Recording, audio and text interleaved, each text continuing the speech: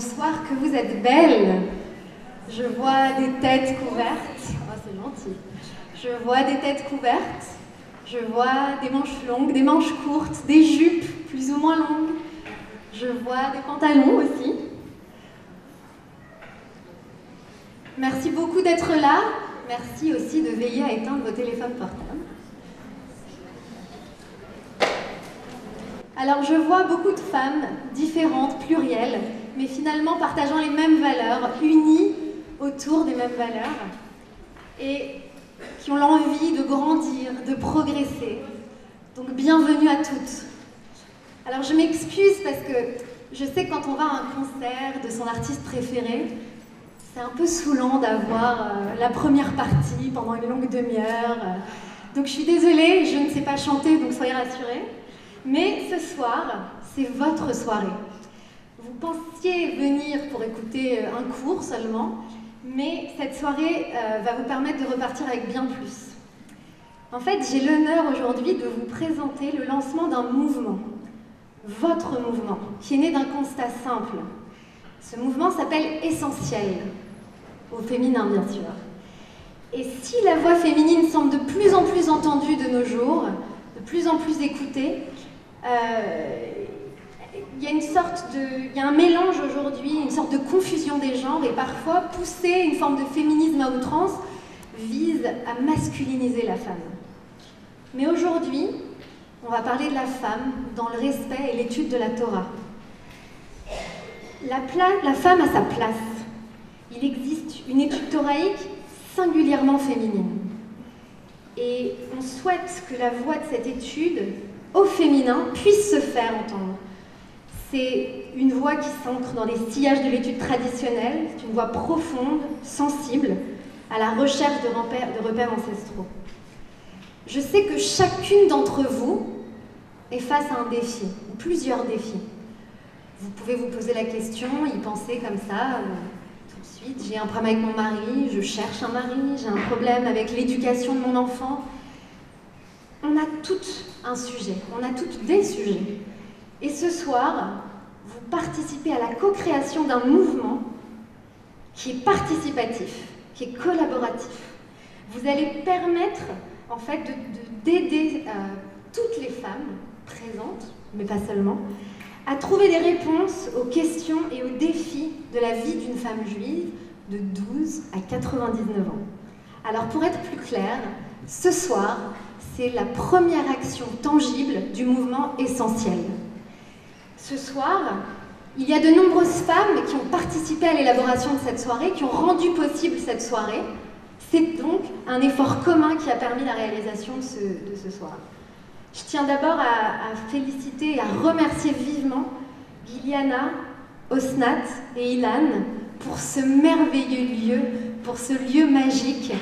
Vraiment, merci de tout cœur.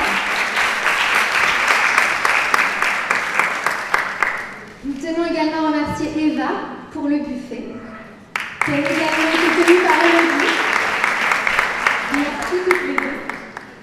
Merci à Maëva, merci à Eve pour l'élaboration du logo que vous allez découvrir dans les enveloppes que vous avez eues en vous installant.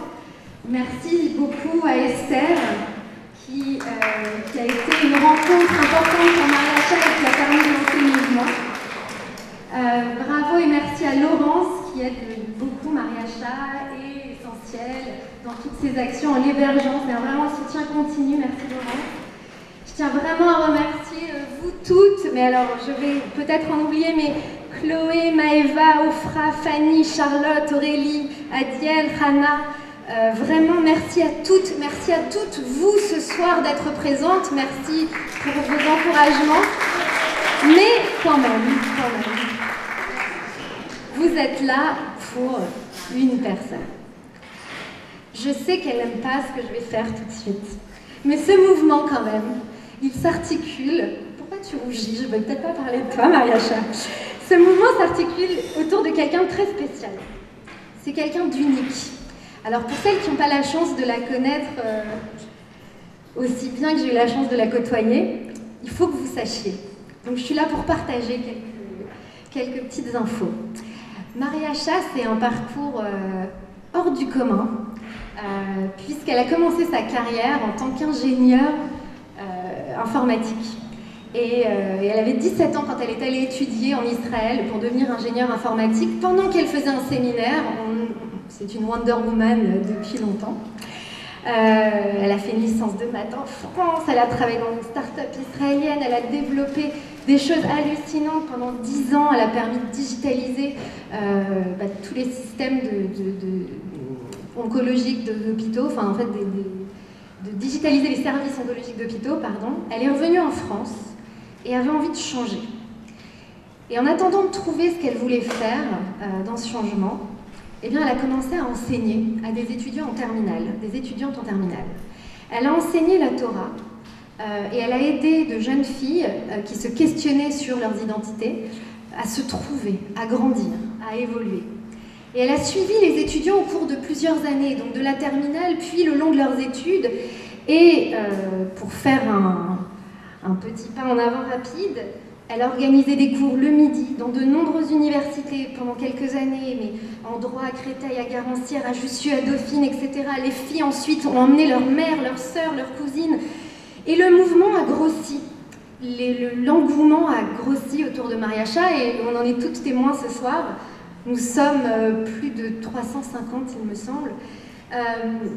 Mariacha a donc développé en fait ce goût du cours, mais ses étudiantes aussi ont développé un goût pour Mariacha. Et donc, elle a collaboré, elle donne des cours depuis quelques années dans l'association Lève, elle fait partie de plusieurs séminaires, elle enseigne jusqu'à 5-6 cours de Torah chaque semaine, à Paris, mais aussi à l'étranger. Et donc, permettez-moi de vous dire que cette Wonder Woman, rabbinite, mère de 6 beaux enfants, a créé ensuite, a trouvé sa voie et a créé un séminaire qui aide des jeunes filles. Donc ce séminaire s'appelle Boïkala. C'est un séminaire de formation pour les jeunes futurs mariés qui a pour vocation de prévenir un peu la dérive Walt Disney. Donc de dire voilà, la vraie vie, c'est pas Disney.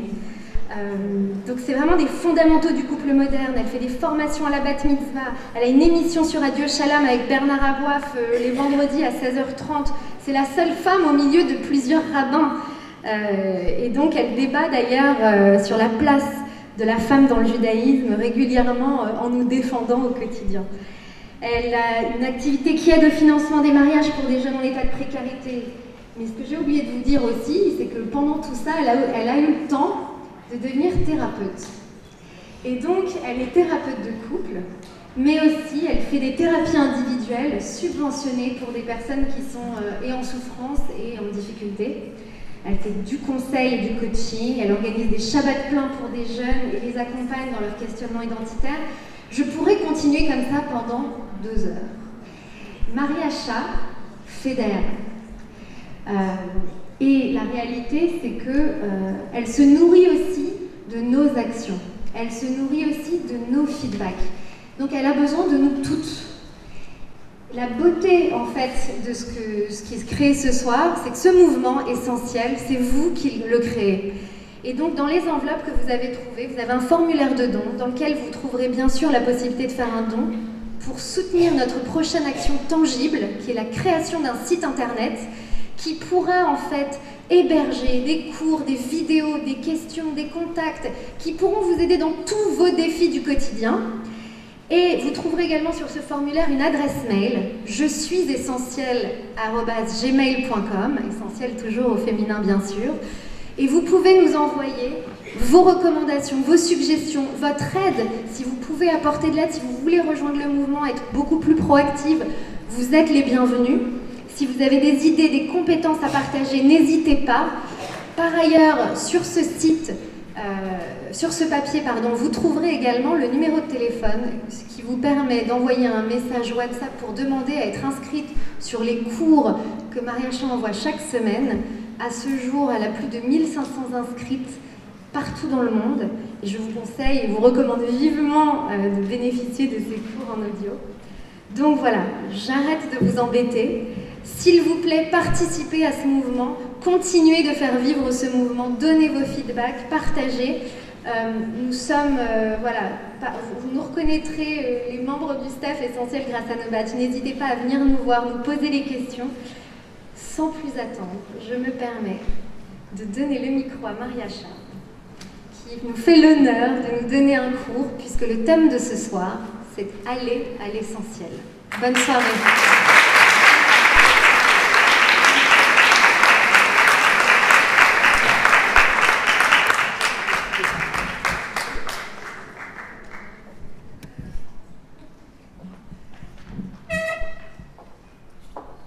Shavua Tov, quel plaisir de vous retrouver toutes. Caroline, tu as présenté tout le monde, mais Caroline ne s'est pas présentée. Caroline, c'est une belle, belle et grande rencontre de ma vie. Et merci Caroline d'être là et d'avoir porté tout ça. Elle a porté en 2 temps, un petit mouvement, hop, tac, tac, tac, et tout est fait. Caroline, merci pour chaque seconde où tu es à nos côtés, où tu portes ce mouvement. Avant de commencer à vous parler de l'essentiel, c'est ce qu'on va faire ce soir, bien sûr, on se lève le matin et on dit « Modéani ». Merci. D'abord, merci au roi du monde, au créateur de l'univers, qui, par des opportunités que moi-même je ne m'explique pas, a fait qu'aujourd'hui, nous sommes là, dans ce cadre magnifique, avec Ilan, qui est aussi une grande rencontre, une personne extraordinaire, avec Iliana, Osnat, avec toutes les personnes qui ont ponctué un chemin, mais sans même que je m'en rende compte, et qui ont rendu tout ça tellement facile. Esther est arrivée à un moment incroyable, et puis voilà, on est là ce soir, et puis il y en aura beaucoup d'autres, Bezrat Hashem. Merci au maître de l'univers, merci à vous toutes, merci à mon époux qui porte tout ça avec moi, c'est pas évident. Et merci à vous toutes d'être là pour réfléchir sur l'essentiel. Et voilà ce thème si important qui a inspiré ce mouvement, l'essentiel. Ce thème va nous donner l'orientation de ce qui est essentiel. C'est pour ça que j'ai voulu ouvrir ces séries de cours avec ce thème-là. Je rencontre tous les jours des femmes, j'ai le plaisir de rencontrer des femmes tous les jours qui en réalité me demandent une chose: comment aller à l'essentiel. Elles ont peur, bien sûr, nous avons peur de se perdre dans le superficiel. Elles se posent la question, par exemple, dans leur vie de couple. Est-ce que j'ai raison d'insister sur tel point? Est-ce vraiment essentiel de l'embêter, de le titiller, de tenir tête? Au travail, est-ce que j'ai raison de travailler autant? Est-ce que j'ai raison de rester dans un travail où je ne suis pas si heureuse que ça? Est-ce si essentiel avec mes enfants? Est-ce que j'ai raison de tenir à transmettre telle valeur? Peut-être qu'il faudrait que je le lâche un petit peu, peut-être c'est trop difficile, peut-être qu'au contraire je suis trop laxiste. Qu'est-ce qui est essentiel? Alors j'ai cherché dans la Torah, bien sûr, c'est notre essentiel à nous. J'ai cherché dans la Torah la réponse à l'essentiel. Comment connaître l'essentiel? Et alors évidemment, si je cherche dans la Torah, je me dis mais c'est compliqué, il y a 613 mitzvot, il n'y en a pas une qui est plus essentielle qu'une autre. Les 613 mitzvot sont fondamentales. Mais heureusement, on a les secrets de la Kabbalah. On a à l'intérieur de la Kabbalah, à l'intérieur des secrets de la Kabbalah, la Kabbalah vient et nous dit, c'est vrai, il y a les mitzvot telles qu'elles sont exposées dans la Torah. Mais il y a également les mystères et les secrets de la Torah. Et quand on observe les mystères et les secrets de la Torah, on découvre qu'il y a certes un rouleau de Torah, 5 livres de Torah, mais à bien regarder, on découvre que les 5 livres de Torah sont contenus dans le premier livre de la Torah, la Genèse, que le premier livre de la Torah est contenu, un peu comme si j'allais chercher l'ADN de la Torah, un peu comme si j'allais dans le noyau de la cellule, pour voir l'essence de la chose. Alors, tout est contenu dans le premier chapitre, et ce premier chapitre, lui-même, les sages continuent et disent, c'est contenu l'essence de la Torah dans le premier verset. Waouh! Et dans le premier verset, Bereshit bara Elokim et hashamayim ve'et haaretz. Même ce premier verset, je peux encore plus aller dans l'essence de ce verset. Il est contenu dans, vous devinez, le premier mot, Bereshit, et même là, c'est pas fini. Bereshit est contenu dans la première lettre de la Torah. Merci. Baruch ata Adonai Eloheinu melech haolam shehakol niya bidvaro. Waouh! On a un livre de Torah entier. On a 613 mitzvot. Et tout ça est contenu dans le bête de Bereshit. Qu'est-ce qui est à l'intérieur du mystère du bête de Bereshit? Voyons d'abord le premier mot, Bereshit, archi connu. Ce premier mot qui est très mal traduit par au commencement peut se décortiquer en deux mots. On voit qu'à l'intérieur de Bereshit, il y a Rosh, mais juste avant Rosh, qui veut dire le début, le premier, il y a un bête au début, le fameux bête du début de la Torah, et puis Yud Tav. C'est-à-dire qu'ici, j'ai deux mots. Rosh, Baït. En premier, la maison. Et je constate que la première lettre de la Torah, qui n'est pas le Aleph, première lettre de l'alphabet, le bête, quand je le prononce mal avec l'accent Frenchy, ça fait bête. C'est nul. Quand je le prononce un petit peu mieux avec l'accent hébreu, ça fait Beit. Qu'est-ce que j'entends? Beit. La maison.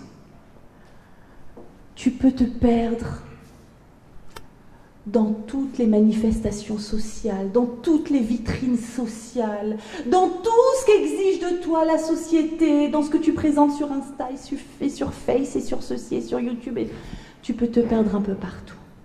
Rosh Baït. Tu sais, en premier lieu, la maison, le lieu où tu peux, où tu dois être authentique. Être toi-même, être vrai, sans vitrine sociale, sans l'apparat. Moi, celle que je suis vraiment. Moi, dans mon essence, dans mon essentiel. Comment je fais, Mariacha? Comment je fais pour être chez moi authentique, pour aller à l'essentiel? Chez moi aussi, je peux me perdre. Chez moi aussi, je peux oublier mon essentiel.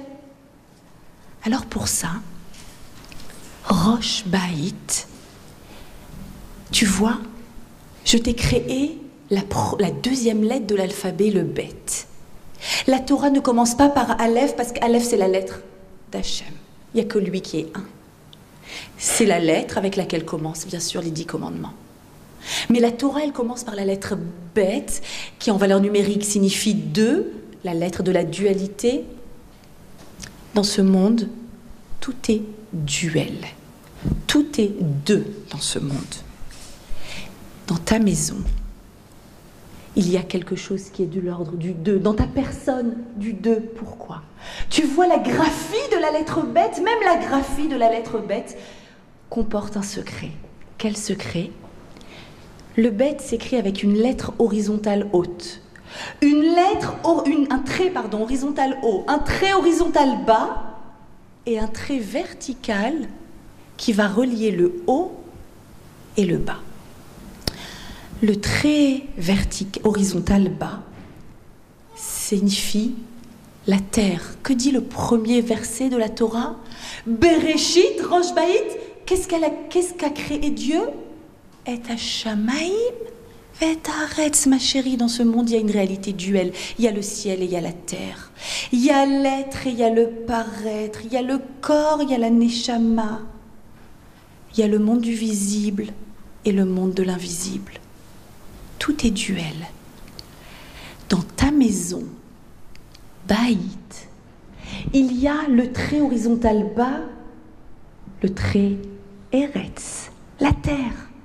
Il y a le trait horizontal haut, Shamaïm, le ciel. Dans ta maison, il y a des obligations purement matérielles. Les courses, le ménage, à manger, maman j'ai faim, chez vous aussi. il y a les factures à payer, il y a les obligations, il y a la parnassa. Il faut faire tous les jours, il y a une exigence matérielle. Tu ne peux pas faire l'économie de la réalité terre de ta personne, de ton existence, de ta maison. Mais dans ta maison, il y a aussi une réalité ciel. C'est le bien-être, c'est l'harmonie, c'est le il fait bon vivre. C'est ce quelque chose que je ne peux pas décrire et quand je vais chez quelqu'un, je dis « Ah, je suis bien chez toi », le kiff d'entendre qu'on est bien chez moi. C'est cette sérénité, c'est ce partage, c'est le monde affectif qu'il y a dans la maison. Et ça, même avec la meilleure parnassa, et même avec une superbe décoration, avec une superbe décoratrice de maison, ça sort de l'intérieur. Ce bien-être de chez moi, c'est le ciel. Et il y a une troisième nécessité. Parce que je ne veux pas que tu sois une personne divisée, avec des moments terre et des moments ciel. La plupart d'entre nous, en général, notre vie, elle est divisée. Terre et ciel. Terre, les courses, les soldes, en ce moment, Zara, tout ce qu'il faut faire, bien sûr. Et des moments ciel. Je fais ma prière. Je fais mon télim, je me concentre, mais je veux pas que tu sois divisé comme ça. Je veux que chez toi, en toi, tu sois capable de faire ce lien subtil, audacieux, improbable, de créer le lien entre le ciel et la terre, ce fameux trait vertical qui fait qu'on a les pieds sur terre, mais que notre visage regarde le ciel, qui fait qu'on est à la fois sur terre, parce que la terre est importante, parce que la matière est importante, parce que c'est important de pouvoir avoir la possibilité de vivre bien, de vivre sereinement, et en même temps de donner du sens à tout ce que nous faisons. Que la partie terre ne soit pas déconnectée du ciel. Et pour cela, il y a dans le bête de Baït ce trait vertical qui lie le trait horizontal du ciel au trait horizontal de la terre. Comment je fais? C'est magnifique. On a tous envie à la fois d'exister dans l'être et en même temps être heureux dans le paraître, d'avoir notre intériorité, d'avoir notre extériorité, d'être magnifique. Comment on fait? Est-ce que la Torah me donne une indication pour réussir à avoir une vie harmonieuse à la fois dans le ciel et dans la terre? Pour ça, dit Akadosh Baruch Hu, je vais te donner des mitzvot fondamentales. Je vais te donner l'essentiel. Je vais te donner à toi la femme, particulièrement, parce que c'est difficile de ne pas être divisé entre ciel et terre et de créer une harmonie des deux. À toi la femme, je vais donner 3 mitzvot essentiels. Ces 3 mitzvot qui, à chaque fois que tu risques de te perdre dans le superficiel, dans la course effrénée de la vie, elles te ramèneront à l'essentiel. 3 mitzvot pour les 3 traits de la graphie du bête. Une mitzvah terre. La mitzvah terre, c'est la mitzvah challah. Symboliquement, quand j'ai les mains dans la farine jusqu'au coude, quand je dois donner à manger, il s'agit de l'alimentaire quotidien.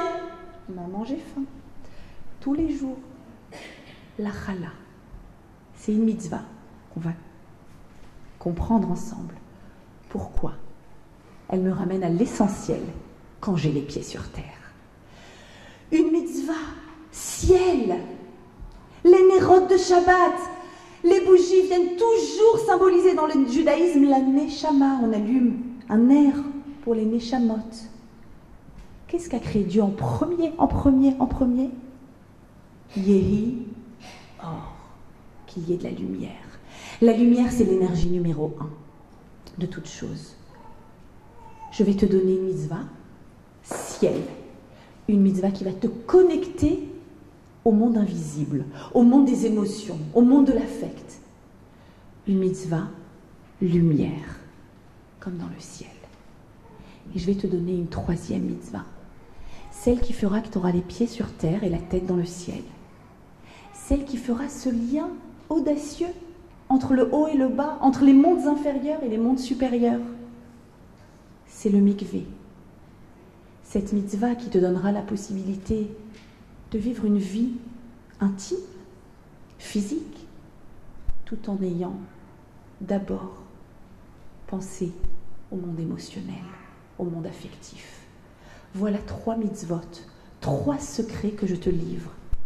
Les secrets du premier verset de la Torah, du premier mot de la Torah, de la première lettre de la Torah.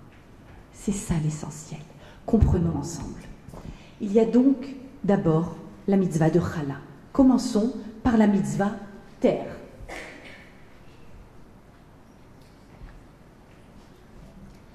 Peut-être la plus difficile.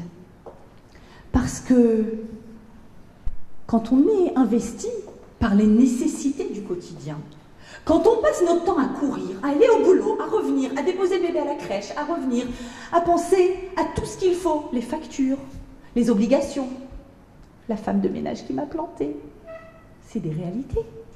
La réalité du quotidien qui m'engloutit, qui m'envahit des fois. Des fois, je vous assure, j'ai envie de dire aux enfants, je suis pas là.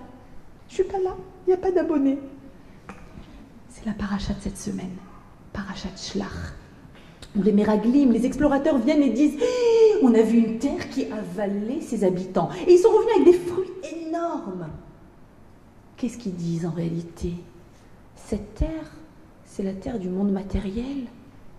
On va passer notre vie à choisir le carrelage de la salle de bain et le cristal et à vivre dans le beau, dans le splendide.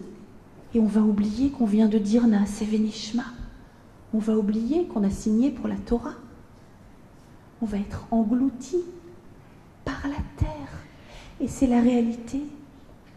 Ô combien le quotidien nous engloutit, c'est vraiment la sensation qu'on a si souvent. La terre qui mange, qui nous avale. Je dis toujours, surtout quand il y a la paracha de la manne, que quand les enfants, en général, vers 19h, 20h, ils me disent « Maman, on mange quoi ?» C'est là que je me rappelle qu'il fallait faire à manger. Je me dis « Vous avez encore faim. Je vous ai fait à manger hier, avant-hier, avant-avant-hier. Pourquoi encore ? Pourquoi les courses encore, les factures encore, le quotidien, faire le ménage encore. » La terre est exigeante du quotidien.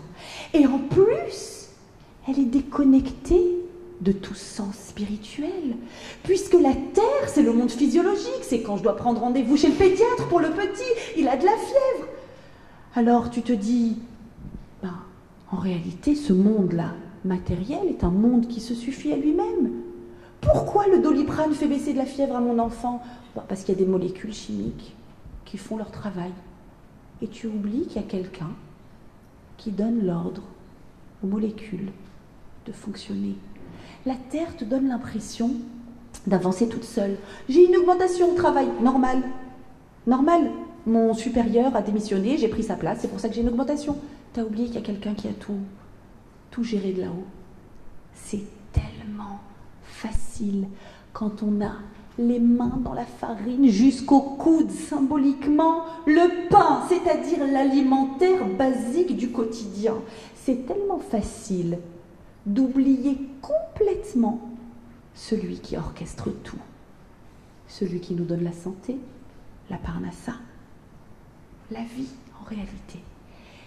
Et en général, quand on a les mains dans la farine jusqu'au coude, c'est certainement le moment le moins opportun pour penser à Dieu. Il y a le four qui est allumé, il y a la tchakchouka sur le feu, il y a un enfant dans le bain, il y en a un autre, tu es là en train de courir. Maintenant, Dieu, stop. Pousse. Réchit arisotrem chala, dit la paracha de cette semaine. Tiens, disent les commentateurs, je connais ce mot. Ça me dit quelque chose, réchit. Bereshit, qui se traduit en réalité par pour Réchit Dieu créa le ciel et la terre. On s'en fiche quand c'était. L'âge de l'univers, c'est pas intéressant dans la Torah. Ce qu'on veut, c'est pourquoi il a créé le ciel et la terre. Ce que je suis et ce que je peux encore devenir. Pourquoi il l'a créé? La Gemara dans Shabbat dit, page 32, Hachem a créé Réchit, qui veut dire nous toutes, Am Israël. Réchit, c'est la challah. Le nom donné, la challah, c'est la première poignée de pâte que je prends quand j'ai fini de pétrir et que je veux façonner mon pain. Cette première poignée s'appelle Réchit. Réchit karati etrem. Je vous ai appelé Réchit. Ve'al iske Réchit izarti etrem. Je vous ai dit de faire très attention à Réchit, la challah. Quoi? Pour Réchit, tu as créé le ciel et la terre? Pour la challah? C'est une blague. Dis-moi, pour fabriquer des hôpitaux, de la générosité, le chesed, de la chnasat kala, donne-moi des belles, immenses mitzvot et je comprendrai que c'est pour ça que tu as créé le ciel et la terre.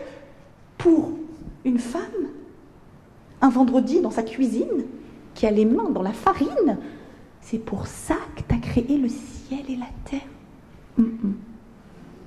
Aussi étonnant que cela puisse paraître, pour qu'à un moment, quand tu étais envahi par la matière, et que quand tu es envahi par la matière, c'est tellement facile d'oublier l'origine de tout, d'oublier le ciel. Et là, je t'ai dit, stop, maintenant, une prière. Ça m'est déjà arrivé de faire ma frashatrala. J'aime beaucoup la faire avec mes enfants autour parce que c'est le moment où chacun exprime sa petite fila personnelle. Je suis disputée avec ma copine, j'ai bien envie qu'elle fasse la paix avec moi. Trop mignon. Chacun avec sa petite fila. Et puis ça m'est déjà arrivé que la femme de ménage roumaine soit à côté et nous regarde d'un air interdit. Incantation sur la pâte à pain.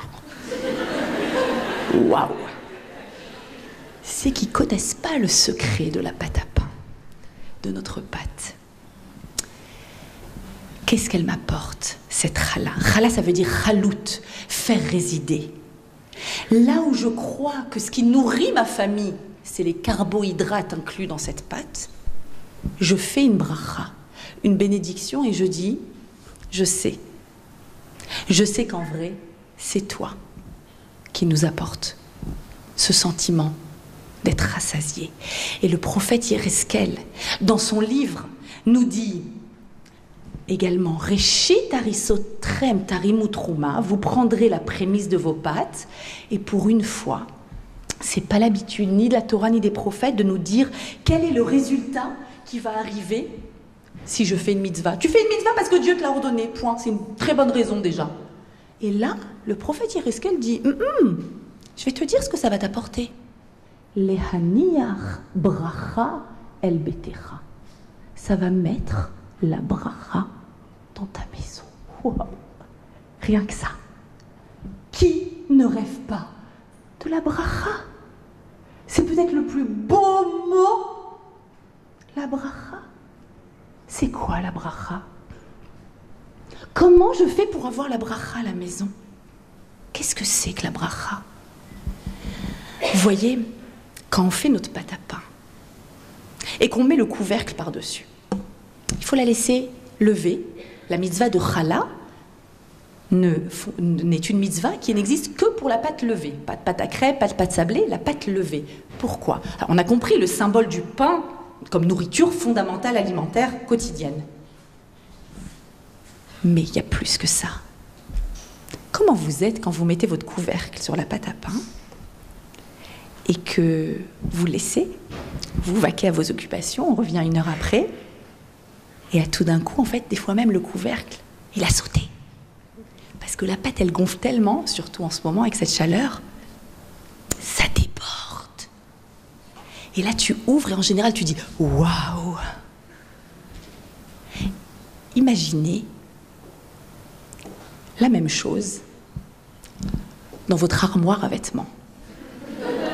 Tu fermes la porte de l'armoire, tu pars pour 1 heure, tu reviens, et là, waouh, Zara, Mango, pardon, Salon Hoche, Yves Saint Laurent, Chanel, Sandro, Mage. Waouh, ça déborde. Vous imaginez?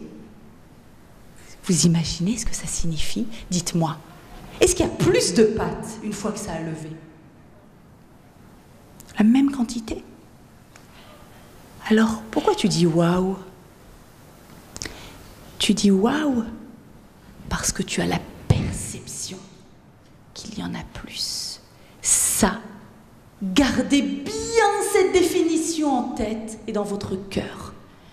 La bracha, c'est quand dans ce que je vois que j'ai, je vois des tonnes. Et je dis waouh. C'est ça le secret d'une personne rassasiée. On le sait, on peut manger des tonnes et être jamais rassasié. On peut acheter des tonnes et être jamais rassasié. On peut vouloir changer la déco sans arrêt et être jamais satisfait. Être rassasié, c'est ce sentiment de bien-être qui est écrit dans la Torah quand il y a écrit Ve'achalta, tu mangeras. Ve'savata, tu seras rassasié. Et juste après, il y a écrit Uberachta. Et là, tu feras la bracha. C'est ça la bracha. La bracha, c'est quand tu lèves les yeux au ciel et tu dis waouh, Hachem, c'est incroyable tout ce que tu m'as donné. Ça déborde. Et on a cette particularité, nous autres, de déborder. Ça s'appelle la tchouka. La tchouka, c'est on déborde. Quand on déborde, c'est ce que j'ai vu ce soir. Quand tout débordait de partout. Et qu'on est dans cette profusion de dons et de dons encore et encore. Et encore un élément extrêmement important avant de passer à une réelle afrashatrala, parce que vous ne croyez pas qu'on allait vous expliquer la afrashatrala sans la vivre. Donc on va la vivre ici dans quelques minutes, Be'ezrat Hashem, la faire tous ensemble. Encore un élément que j'ai eu le bonheur de découvrir un peu plus tardivement. Vous savez, je suis très souvent invitée à des afrashatrala pour une bat mitzvah, pour un mikvé, pour comme ça, pour le plaisir. C'est une mitzvah à la mode, et c'est très bien qu'elle soit à la mode. Et plusieurs fois, on me disait, mais au fait, pourquoi on tresse nos chalotes? Pourquoi il faut, enfin, nos pains, le pain juif, le pain de Shabbat, c'est un pain tressé. Pourquoi on le tresse? Pendant longtemps, je ne savais pas répondre. Et grâce au livre Ohel Rachel, j'ai eu le bonheur de tomber sur un passage de la Gemara, dans le Yerushalmi, qui dit une chose qui a l'air pas très féministe au départ, hein, mais attendez, je vous explique. On parle de l'intelligence féminine. Où se trouve la plus grande intelligence féminine? Et la Gemara dit, c'est écrit dans la paracha où les femmes allaient tresser, tisser des peaux, des fils pour créer des tentures pour le Mishkan. Il y a écrit là-bas, V'chol isha chochmat lev. Chaque femme qui avait l'intelligence du cœur, j'adore cette expression, l'intelligence du cœur, savait tisser. Et là, la Gemara dans le Yerushalmi dit, tu sais, En chochma la isha, la plus grande intelligence de la femme, tu sais c'est où? Befeler, dans son métier à tisser. J'en ai pas, zut. Non, on va comprendre. Qu'est-ce que c'est que le métier à tisser? Le métier à tisser, que je n'ai jamais utilisé bien sûr, c'est prendre plein de fils différents, singuliers, avec un éclat différent pour chacun, et de les mélanger, de les croiser, de les entrelacer pour fabriquer un résultat unique. Vous savez pourquoi on tresse notre pain de Shabbat? Parce que ce pain, on va le manger souvent dans une table qui est peut-être des fois la seule table où on sera réunis tous ensemble, toute la famille, vraiment posée, sans aucun dérangement, aucun portable, aucune télé, aucun ordinateur. Le bonheur d'être juste ensemble. Et là, derrière ce bonheur d'être juste ensemble, il faut quand même avoir une table de Shabbat harmonieuse, ce qui n'est pas toujours le cas, parce qu'il y a des personnalités singulières, différentes, compliquées des fois, dans la fratrie, c'est pas simple. Et quand je tresse mon pain, c'est une tfila que je fais. Et je dis, en prenant des pâtons différents, chacun de mes enfants, des personnes qui sont là présentes dans ce foyer, est différent, unique et singulier. Si je faisais un seul pâton unique, c'est la baguette. La baguette, il n'y a pas de différence. une unité, on gomme les différences. Je garde les différences. Je garde la singularité de chacun, mais je prie pour qu'ils se croisent, qu'ils s'entrelacent, qu'ils soient en lien les uns avec les autres, tout en gardant leurs différences. La seule façon de créer des liens entre les différents pâtons, le plus de liens, mais en les laissant différents, c'est le tressage. Et ça, c'est l'intelligence du cœur. Vous me comprenez? Derrière ça, il y a la réflexion d'une maman. Comment donner de l'importance à cet enfant qui se sent peut-être l'enfant du milieu un peu moins mis en valeur? Comment faire pour redonner de l'estime à celui-là? Comment faire pour que cet ado enlève ses écouteurs de ses oreilles et rentre un petit peu dans le schéma familial? Comment faire? Comment faire pour créer ce lien? C'est l'intelligence du tressage, c'est l'intelligence d'une chala multiple, c'est l'intelligence de savoir créer ces odeurs extraordinaires dans notre maison, c'est l'intelligence de savoir qu'on est dans une maison terre, avec des besoins fondamentaux réels, mais en connectant, en donnant du sens, en sublimant la matière, ce qui est le plus matériel. Notre Allah n'est pas juste une pâte à pain, c'est des occasions d'échange, de lien avec le ciel et les uns avec les autres. Maintenant qu'on en sait un petit peu plus sur la mitzvah Chala, je vais inviter Osnat et Giliana à venir faire une Afrashat Chala. Je remercie du fond du cœur Odélia qui m'a sauvée en me pétrissant les 2 kilos de pâtes. On fait la Afrashat, je le dis en 2 mots. Donc, je vais bien sûr reprendre le cours juste après. On a trois grands moments dans ce shiur, dans ce cours. On prélève la pâte. Renseignez-vous bien sûr. Ici, c'était un cours pour comprendre le sens de la chala. Ce n'était pas un cours d'halakha, mais on prélève seulement à partir d'1,6 kg de farine avec la bracha, avec la bénédiction. On a 2 kilos, on va donc avoir cette chance de faire la bénédiction. Et je voudrais que l'on associe toutes les tfilotes qui sont au-dessus de toutes ces têtes ou à l'intérieur de toutes ces têtes. Chacune ici connaît quelqu'un qui cherche son mazal, qui veut être en bonne santé, qui veut avoir un enfant, qui veut le shalom dans sa maison. Chacune d'entre nous va ajouter silencieusement sa propre tfila à la tfila que nous allons faire ici tous ensemble. On dit, nos sages disent que c'est un moment de et ratson, c'est un moment où Akadosh Baruch Hu il veut tout le temps, mais là il veut encore plus. Et il arrête tous ses anges et il dit stop, taisez-vous, je veux les salons Hoche maintenant. Chut, j'écoute la bracha, j'écoute ce qui va émaner, ce qui va monter dans le ciel à un moment où, apparemment de matière, on va justement se connecter au ciel. La pâte est ici.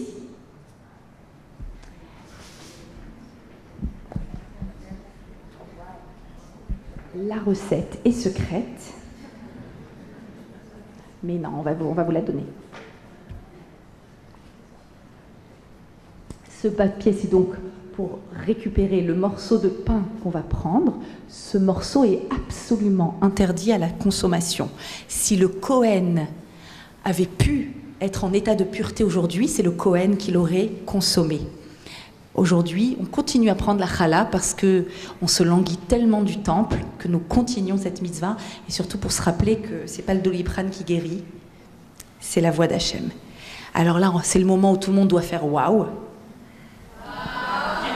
Voilà le texte.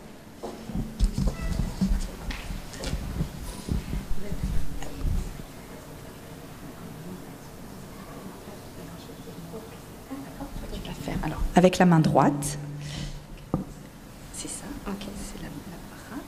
Et juste après, 1 minute de grande fila. Et ensuite, je traduirai le Yehi Ratson qui est écrit juste en dessous. Je fais ça. Alors, d'abord avec la main droite, tu prélèves. Ok. Un petit peu. Un peu plus. Un peu plus. Voilà. Parfait. Ok. Tu le mets en hauteur. Ok. Et tu dis Achez Ochala. Tu gardes en main. Ok. Et là, je viens. Baruch ata Adonai Eloheinu melech haolam asher kideshanu bemitzvotam betzivanu leafresh chala min haïssa. Amen. Amen. Tfila.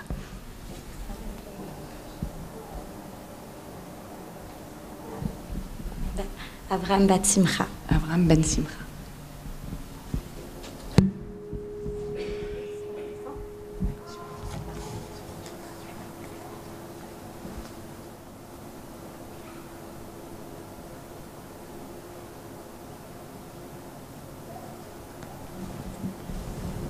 Yehi Ratson, que ce soit ta volonté, Hachem notre Dieu, le Dieu de nos pères, que la mitzvah du prélèvement de la chala soit considérée comme si je l'avais fait dans ses moindres détails, et que ce prélèvement que j'élève soit comme un sacrifice que j'apporte sur l'autel du temple et qu'il soit reçu avec faveur. Et de la même façon que cette chala a été donnée au Kohen et qu'elle expiait toutes nos fautes, qu'elle puisse à nouveau expier toutes nos fautes, et alors je serai comme si je suis en train de naître à nouveau, sans la moindre erreur, sans la moindre faute, et que je puisse pratiquer le Shabbat et les fêtes avec mon mari, avec nos enfants, que nous soyons nourris par la sainteté de ces jours-là, et que par l'influence de la mitzvah de la chala, que nos enfants soient également nourris directement par tes mains, dans toute ta miséricorde et avec tout ton amour, et que soit réceptionnée la mitzvah de chala comme si j'avais donné la dîme, et de la même façon que je fais cette mitzvah avec tout mon cœur, qu'ainsi se réveille la miséricorde de Dieu afin de nous protéger de tout malheur ou de toute souffrance pour tous les jours de notre vie. Amen.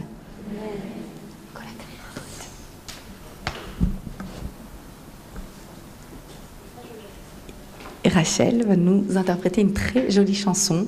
On a fait nos chalotes, on s'apprête à rentrer dans Shabbat, et donc Rachel, que je remercie d'être toujours là à mes côtés, merveilleuse Rachel, et Shetraïl.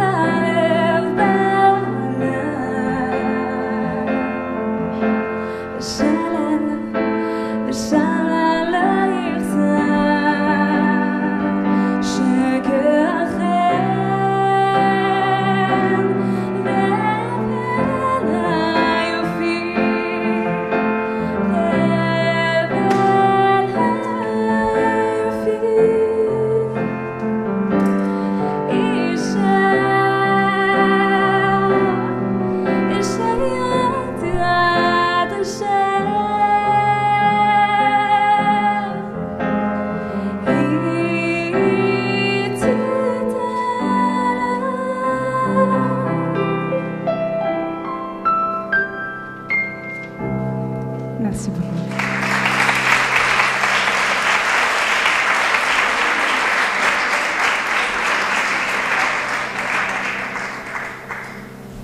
Rachel, tu nous as connectés au ciel, directement. Vous savez que le Gaon de Vilna, je crois, disait que dans le monde matériel, ce qu'il y a de plus spirituel, c'est la musique. Et c'est pour ça qu'on ne peut pas faire une soirée de Torah sans musique, c'est pas possible. On a vu le trait bas du bête, le trait de la matière, le trait de la terre qui nous engloutit. Et on a envie quand même de donner du sens à tout ce que nous faisons dans le monde matériel. Et on peut, bien sûr. Mais il y a l'autre extrême, le ciel, le trait horizontal haut. Nous sommes toutes conscients du ciel qui est en nous, de cette âme qui est en nous. J'ai le bonheur de rencontrer si souvent des jeunes filles, des fois très déconnectées apparemment de leur judaïsme. Et je découvre une émotion, une soif, un désir de sens, un désir de sentir combien elles appartiennent à cette histoire plurimillénaire, l'histoire du peuple d'Israël. Akadosh Baruch Hu nous a donné la mitzvah d'allumer les bougies de Shabbat tous les vendredis soirs. C'est plus comme la mitzvah du pain qui pourrait être faite tous les jours si on faisait tous les jours du pain. C'est pas non plus comme la mitzvah du mikvé qui se fait de façon mensuelle. Là, on est dans une mitzvah hebdomadaire.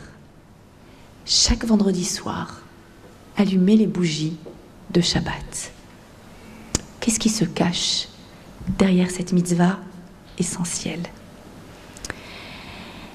Eh bien, combien de fois j'entends des femmes qui, derrière le soin extrême qu'elles prennent à prendre en charge leur maison au niveau physique, matériel, elles se posent cette question de la vie spirituelle, de la vie émotionnelle qu'il y a à l'intérieur de ce bête, baït. Mariacha, je rêve que mon mari aille à la sina avec les garçons. Mais je veux pas l'embêter, mais je veux pas le forcer. Je rêve qu'il cesse de travailler Shabbat. Je rêve qu'il y ait un petit peu des moments de... J'aimerais l'amener à un cours de Torah. J'aimerais qu'on étudie ensemble. Combien de fois j'entends ces demandes qui m'émeuvent au plus haut point. Dans chaque personne, il y a du or. Dieu a créé le premier jour la lumière originelle. C'est pas la lumière du soleil. C'est l'énergie qu'il y a en toute chose. Et un petit peu de sa lumière, il a mis en nous, en chacun, en chacune d'entre nous. Une lumière unique et singulière. C'est la lumière de la Neshama. Et quand on passe notre semaine à courir, parce que c'est comme ça, on doit courir. Il y a des impératifs, il y a des obligations, il y a le travail, et je dois créer un nouveau partenariat, et j'ai envie d'ouvrir une nouvelle boutique, et je dois investir, et je cours, et il faut le faire. Parce que Dieu a créé ce monde, Asher bara Elohim la asot. Dieu a créé ce monde pour faire, pour se développer, pour transformer la matière première, pour agir. Mais il y a un risque énorme. À force de courir, et avoir des obligations, et avoir ton collègue en tête qui t'embête et qui te pourrit la vie, et de savoir qu'il y a tel et tel mail hyper urgent envoyé, tu risques d'oublier qui tu es et avec qui tu vis. Qui sont ceux qui partagent ta vie? Parce que le collègue embêtant, il prend trop de place. Parce que le patron dont tu veux te débarrasser, il prend trop de place. Parce que tu as enfin envie de changer de travail, par exemple. Ou parce que, juste, la semaine, c'est une course effrénée, tu ne sais même plus derrière quoi. Et on a le Shabbat. Shabbat, Shalom. Le Shabbat qui doit apporter le Shalom intérieur. La paix intérieur. Pourquoi, demande la Gemara, entrer dans le Shabbat, c'est entrer avec des bougies. Quel rapport? Ok, un temps d'arrêt. Ok, je me reconcentre. Quel rapport avec les bougies? Et la Gemara vient, dans le traité Shabbat, nous dit, pour le Shalom Baït, si tu n'es pas en paix à l'intérieur de toi, et avec ceux qui sont proches de toi, même tout le reste qui fonctionne bien, c'est le feu. Être en paix, se sentir sereine. Quel lien y a-t-il entre les bougies de Shabbat et la paix, la sérénité? Alors on a une Gemara très étonnante qui vient et qui me dit, je vais te dire pourquoi les bougies de Shabbat c'est ultra important, c'est même plus important que ton vin de kidouche et que ton pain de Shabbat. C'est plus important que tout. Et quelqu'un qui ne pourrait pas acheter les bougies, par exemple, de Hanouka, doit d'abord privilégier les bougies de Shabbat. Pourquoi? Pour le Shalom. Pourquoi pour le Shalom? La Gemara répond, Parce que sinon, étant donné que Shabbat rentre avec la tombée de la nuit, vous allez aller à la synagogue, vous allez revenir, et quand vous allez revenir, il y a écrit comme ça, Holer, il marche, Venir Shal, il trébuche et il tombe. Quoi? En fait, je dois allumer des bougies parce qu'à l'époque, il n'y avait pas d'électricité, et que c'est vrai que c'est pas très glamour un repas de Shabbat dans le noir, mais que surtout, au cas où j'ai oublié de ranger le pouf, qu'on trébuche pas dessus, bon, tu sais quoi? Écrit dans la Gemara, rangez bien vos maisons pour pas trébucher. Non, ça c'est le sens littéral. Vous le savez, vous avez l'habitude, il y a toujours un sens profond à nos Gemarot. Holer, c'est vrai. Holer, tu avances. Tu passes ton temps à avancer. Tu as des objectifs, tu as des projets, tu as envie, tu as 1000 choses. Tu as une checklist énorme. Et cette checklist, elle est tellement importante pour toi que des fois, tu peux oublier qu'il y a des obstacles et qu'on peut trébucher sur ces obstacles. Cette lumière doit t'aider à ne pas trébucher. De quelle lumière il s'agit?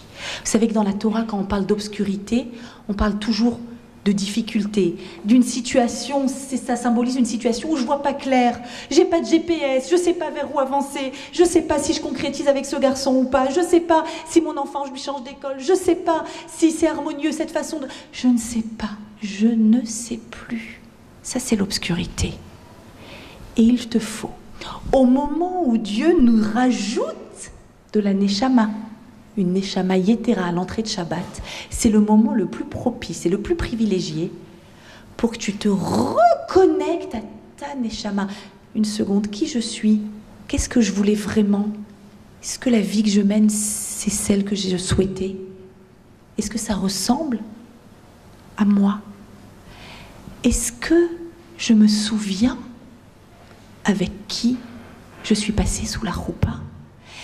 Il y a tellement d'occasions de trébucher dans la vie, tellement d'occasions. Il y a tellement de situations où on se regarde les deux, on se dit mais on ne partage plus. Et ça, en tant que thérapeute, je vous assure, ça fait tellement, tellement mal au cœur de voir des personnes avec des belles histoires et des beaux potentiels, des personnes lumineuses, qui à un moment se disent mince, on a trébuché, on n'a plus vu clair, pourquoi ça va pas? Cette lumière, c'est quoi? La lumière symbolise la Neshama, comme on a dit, qui prend effet sur quelque chose qui se consume, c'est comme le corps, c'est un combustible, et la lumière qui éclaire. Rappelle-toi. Rappelle-toi toutes les semaines, c'est comme un muscle. Salle de sport, c'est toutes les semaines, sinon blanc. Pareil. Toutes les semaines, tu dois faire ce sport des yeux, du visuel. Rappelle-toi qui tu es et qui il est. On oublie trop vite. On oublie trop vite. Pourquoi? Il y a X années, je suis passée sous la roupa et je disais à mes copines, vous allez voir, il est trop mignon, c'est incroyable, laisse tomber, encore mieux que ce que je croyais, c'est pas possible. Il est gentil, il est agréable, il travaille bien, il est serviable, sa mère, elle vit au Canada, il y a tout. Il a tout pour plaire, laisse tomber, viens, je te le présente. Et quelques années après, t'as tout oublié. Comment ça se fait? Comment ça se fait que j'ai pu oublier? Eh bien, en réalité, la vie est faite comme ça, de cette course, et j'oublie l'essentiel, c'est notre thème. Alors qu'est-ce que je dois faire? M'arrêter. Comme pour la chala, je m'arrête, pousse, moment de tfila. Et j'allume une bougie, la mienne, une bougie, la sienne. Et j'essaye de me rappeler, qu'est-ce que j'avais trouvé de lumineux chez lui quand je lui ai dit oui? Des fois, il faut un certain temps pour se rappeler. Qu'est-ce que j'ai trouvé? Allons, allons, cherchons. Ouvrez vos albums photos si vous avez du mal à vous rappeler. Cherchez ce qu'il y avait de lumineux. Je me souviens d'une Kala qui, dans les cours de préparation au mariage, est venue me voir et m'a dit... C'était censé être des cours de préparation au mariage, sauf qu'elle a posé la question du mariage. Est-ce que j'ai raison? Est-ce que je ne fais pas une erreur? Pourquoi? Toute ma famille me dit, t'es en train de faire la pire erreur de ta vie. Pourquoi? Parce que moi j'ai fait des études, je suis avocate, et puis lui il a fait beaucoup moins, il a un niveau beaucoup moins, en tout cas au niveau de ses études, beaucoup moins abouti. Et puis ils me disent, ok, dis-moi, maintenant, avant de passer sous la roupa, pourquoi c'est lui et ces personnes d'autres? Ah, je vais te dire, c'est parce qu'il m'a fait découvrir un monde émotionnel que je ne connaissais pas. Dans ma famille, on ne dit pas ses émotions, on ne dit pas ses sentiments, on ne partage pas. Avec lui, j'ai découvert qu'on a le droit d'aimer, qu'on a le droit de le dire, qu'on a le droit de sentir qu'on compte pour l'autre. Il m'a réconcilié avec cette partie fondamentale de l'existence. Je lui ai dit stop, ça c'est ta lumière. Eux, ils ont d'autres considérations. Si ça c'est la raison pour laquelle c'est lui et personne d'autre, je te demande juste une chose, de jamais l'oublier. De jamais oublier que tu lui dois ça. Mais ça suffit pas. Ça, c'est la flamme de départ. Il faut ensuite susciter de multiples flammes, de multiples étincelles. Tu dois te rappeler qui tu es. Reconnecte-toi avec toi-même. Arrête de ne pas croire en toi. Arrête de ne pas t'aimer. Sache quelle est la force lumineuse qui est en toi. Et si tu sais quelle est la force lumineuse qui est en toi, tu sauras allumer des lumières autour de toi. Et de semaine en semaine, non seulement tu dois te souvenir de cette flamme de départ, mais tu dois l'entretenir et en ajouter encore et encore. C'est une question de décision.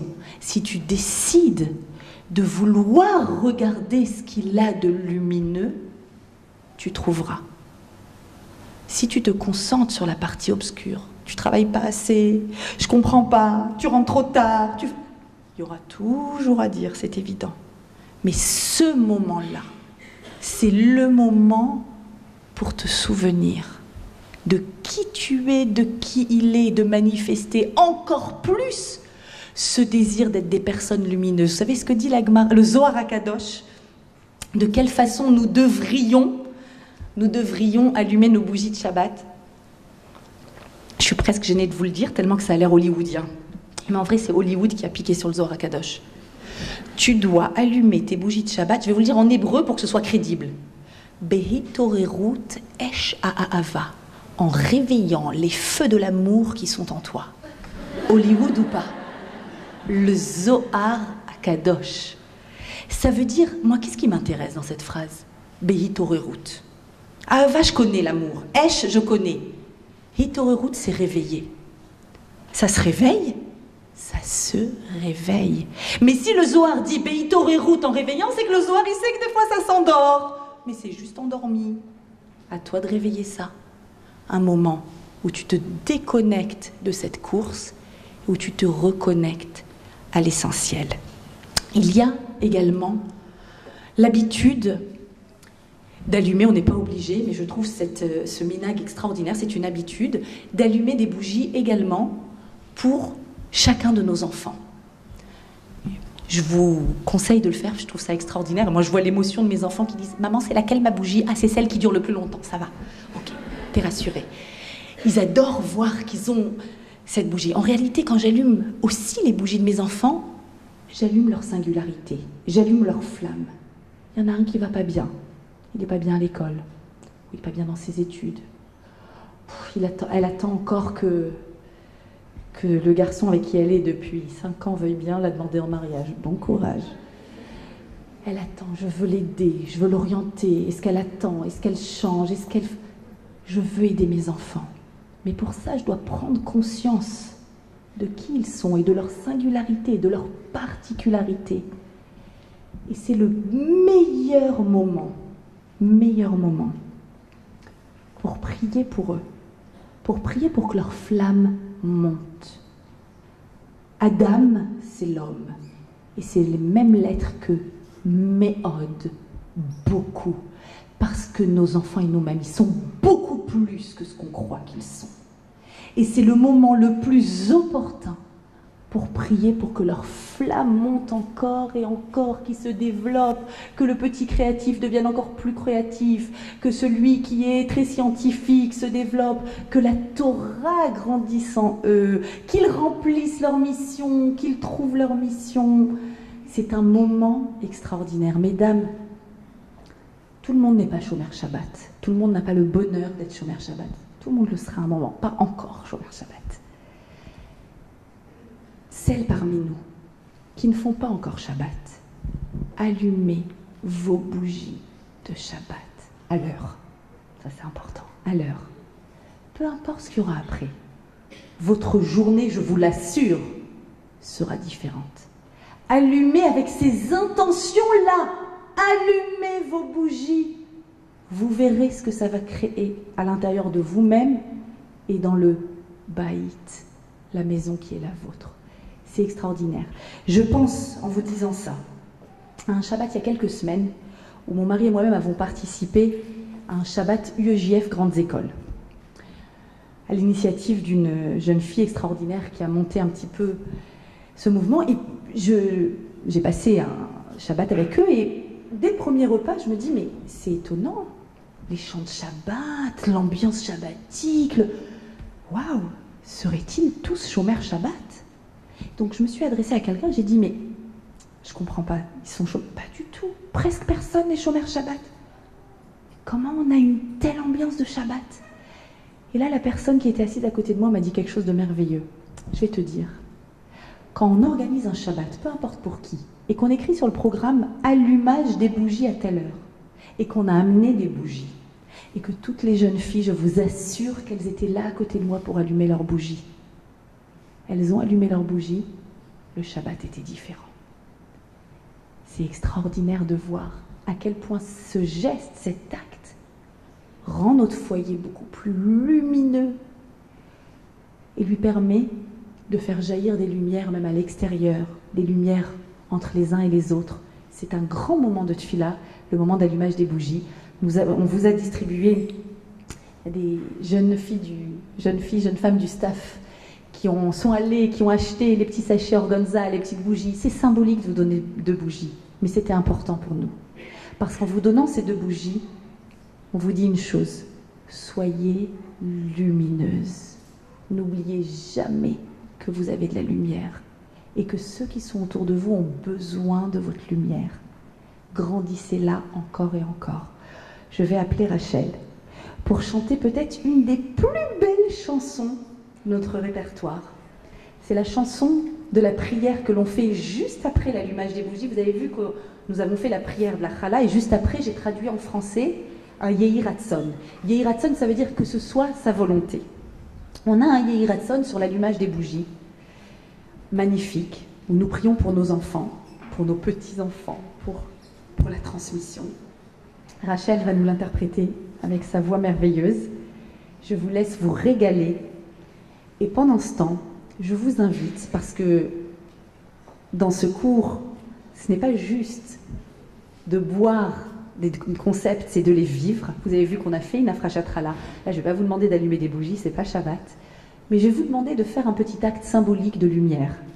Pendant que Rachel va chanter, prenez vos portables un instant et envoyez un message lumineux à une personne lumineuse de votre entourage. Je vérifie à la sortie.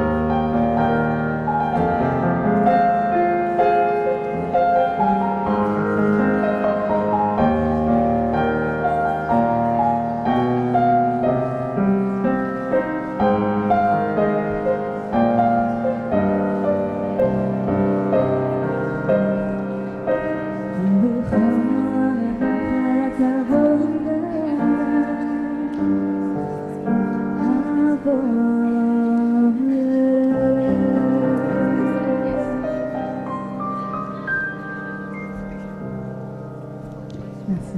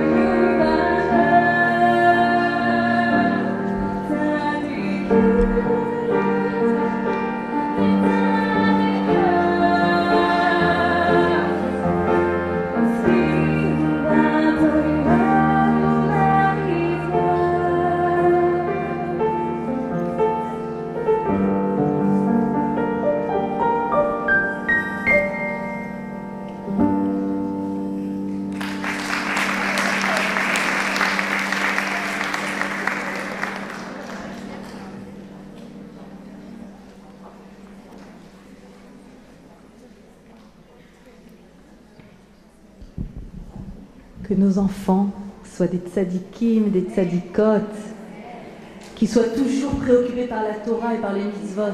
C'est ça qu'on a chanté. Quelle parole merveilleuse que leurs flammes grandissent et grandissent. Et puis après les SMS que vous avez envoyés, parce que j'ai regardé. Je crois qu'à la prochaine conférence, il y aura le double de femmes et c'est vos maris qui vont vous inscrire directement. Elle m'a dit que j'étais lumineux. Il nous reste quoi à comprendre? La possibilité d'avoir les pieds sur terre et la tête dans le ciel. On a compris que dans notre maison, il y avait une réalité purement matérielle, mais qu'on peut lui donner du sens. On peut l'élever, la sublimer. On a compris qu'il y a des individus qui échangent, qui ont un monde émotionnel, qui sont singuliers, qui sont lumineux et qui grandissent. Et puis maintenant, voilà peut-être la plus belle des 3 mitzvot, même si je ne crois pas qu'on puisse les mettre en concurrence. Cette mitzvah qui me demande de lier le ciel avec la terre, le très vertical. La mitzvah du mikvé. Une mitzvah mensuelle, régulière, contraignante, c'est vrai, contraignante, mais qui fait toute la différence. Cette mitzvah-là nous explique, nous donne la possibilité de faire en sorte d'avoir un lien pas comme les autres. toute la difficulté de la sexualité, c'est que, dit la Torah, Vedavak beishto, il se liera à sa femme, Vehayu le basar echad, et ils seront une seule chair, vient en dernier, après que tout un travail émotionnel ait pu être mis en place. Attention, attention, parce que l'expression physique de notre amour se doit d'être l'expression d'une réalité émotionnelle. Et la Torah me dit, je ne veux pas d'un lien qui ne serait qu'un langage du corps. Je n'en veux pas.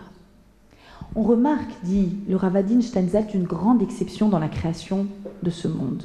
C'est étonnant. Dieu nous a créés, certes, avec un corps doté d'une neshama. Le corps a son langage, la neshama a son langage. Le langage du corps, on le connaît bien. Le corps s'exprime toujours pour répondre à un besoin, à une nécessité physiologique. Exemple, j'ai faim. Heureusement que j'ai faim, ça me permet de manger. J'ai sommeil, je vais aller dormir. C'est étonnant, dit le Rav Steinsaltz. Le désir d'intimité devrait se réveiller pour répondre à une nécessité. Et là, la nécessité serait de procréer. Et ce n'est pas du tout le cas. Ce n'est pas du tout le cas. Il dit que c'est la grande exception dans la création du monde. Pourquoi? Grâce à nous. Ève, plus exactement.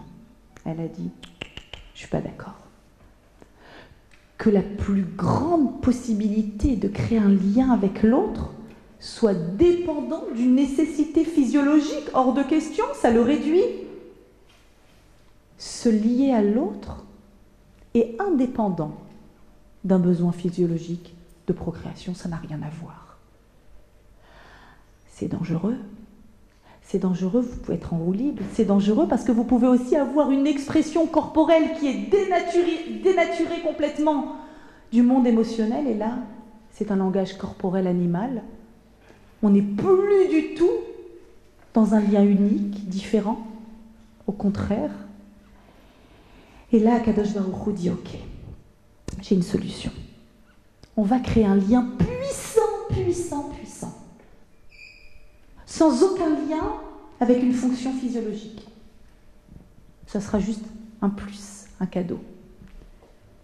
La solution, c'est que je vais te créer Ève cyclique. Traduction, Mshon, 5 jours par mois.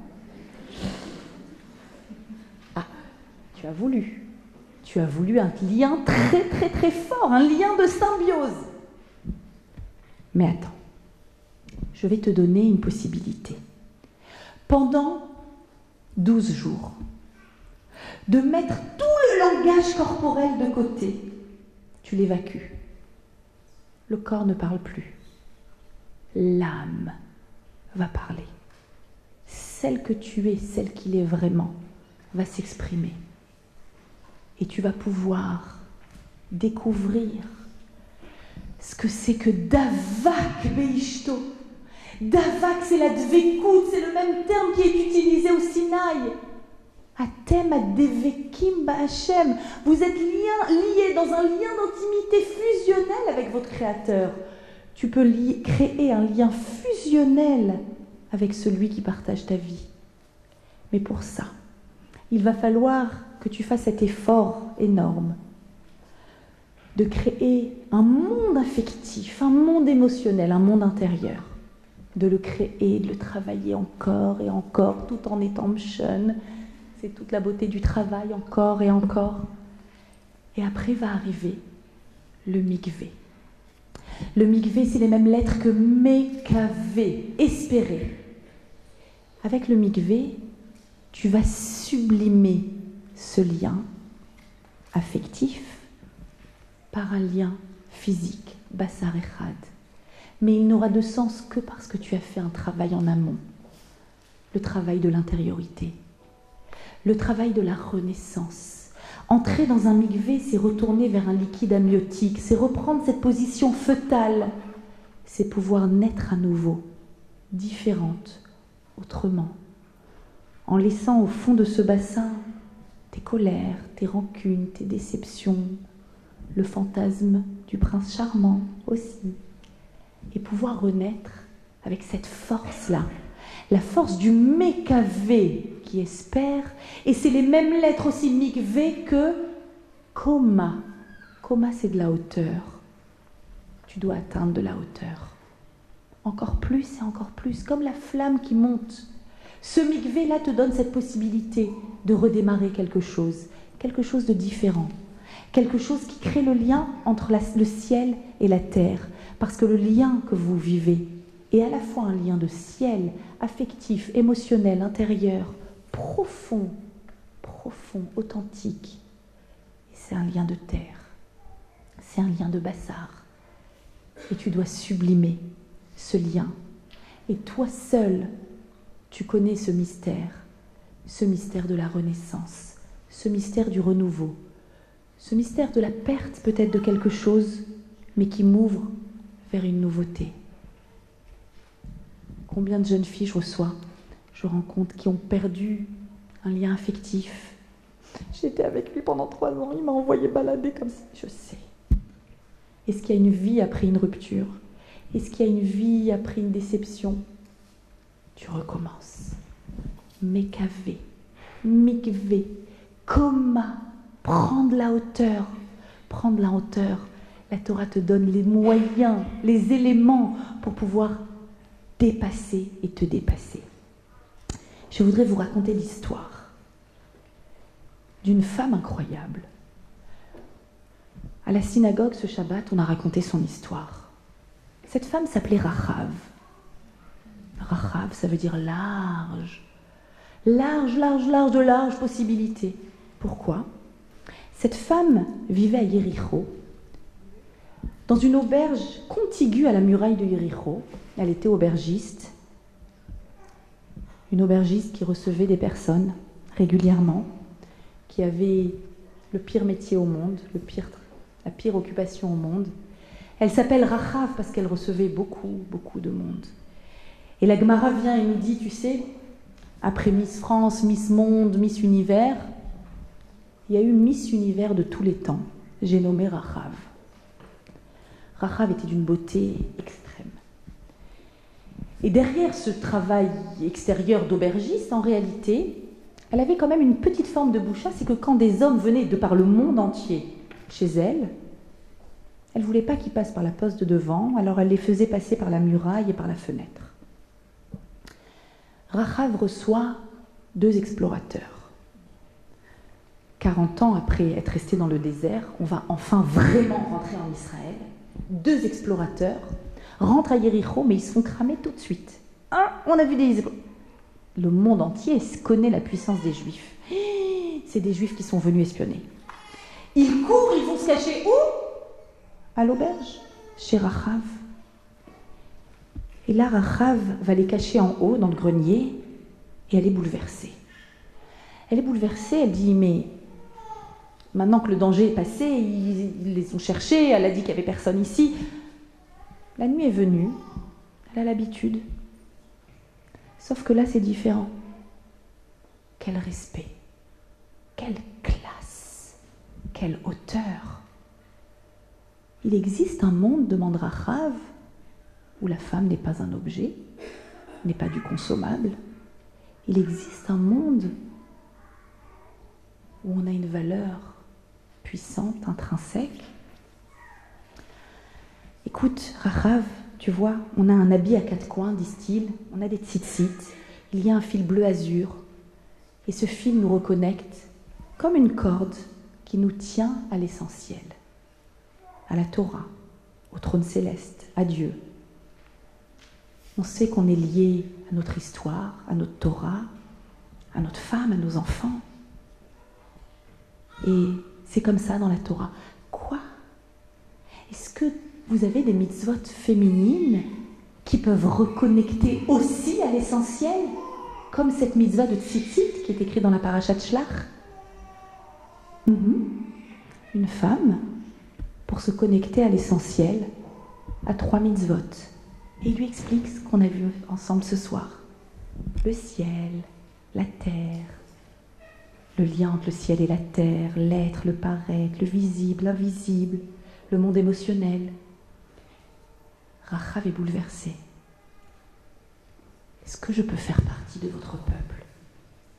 Bien sûr. Bien sûr. Et Rachav fait une prière, rapportée dans Rashi. Le texte dans Yoshua dit « Elle les a fait descendre, vatoridem be'ad achalon » elle les a fait descendre par la fenêtre qui donnait à l'extérieur de la muraille, « bachevel » par la corde, à la choma sur la muraille. Rashi sur place dit « Elle a levé les yeux au ciel et elle a dit « Dieu, j'ai fauté, c'est-à-dire je n'ai jamais été moi-même à cause de cette muraille, de cette fenêtre et de cette corde. J'ai vécu une vie de réseaux sociaux, une vie de paraître, une vie qui n'est pas authentique. J'aimerais redevenir moi-même. Pardonne-moi. » Par la fenêtre, les bougies de Shabbat qui éclairent, la fenêtre amène de la lumière. Pardonne-moi par les bougies de Shabbat. Pardonne-moi par la corde, notre pain que nous tressons comme une corde. Pardonne-moi par la muraille, ce mur que nous savons mettre entre un homme et une femme pendant une période pour pouvoir mieux se retrouver. Par ces trois éléments-là, je voudrais redevenir et renaître, redevenir moi-même, la vraie moi-même, authentique. Rachav va se convertir. Rachav va changer de nom. De large, elle devient Tikvat. Tikvat, ça veut dire l'espoir. Tikvat, c'est cave. Cave, c'est une ligne qui rejoint deux uniques points. Et Rachav va en plus mériter d'un shidour. Je souhaite à toutes les jeunes filles ici présentes le même shidour avec qui elle va se marier. C'est que dans le judaïsme qu'on peut voir une chose aussi époustouflante. Qui devient l'épouse de Rachav? Yehoshua, celui qui dirige le peuple après Moshe. Et Rachav va voir 8 prophètes et prophétesses naître de cette union. C'est la force de l'essentiel. Peu importe qui tu es. Combien de jeunes filles me disent « Mariacha, j'ai touché le fond du fond, je me suis oubliée, je me suis salie, je ne suis pas moi-même, je veux me reconnecter, mais je ne peux pas, est-ce qu'on peut revenir ?» Autant que Rachav, autant que Rachav. Toujours on peut se reconnecter. Et voilà ces 3 éléments. 3 éléments qui sont des éléments de transmission. Ces 3 éléments qui font votre essentiel sont les premiers éléments que vous avez l'obligation, le devoir de transmettre à votre tour à la génération suivante, et encore suivante, et encore suivante. Et c'est ce lien indéfectible des générations qui fait que malgré nos 2000 ans d'exil, nous sommes ce soir-là, toutes là, portées par une seule et même envie de se connecter à l'essentiel. Et je crois que quand on est dans cette démarche de transmission, dans cette démarche de vouloir que perdurent ces notions fondamentales, alors en effet, on s'inscrit dans l'éternité. Il y a 2 ans, à propos de transmission, il y a à peu près 2 ans, j'ai fait un voyage avec la relève en Pologne. Un voyage difficile que je refusais de faire, si ce n'était mon frère qui m'a forcé la main.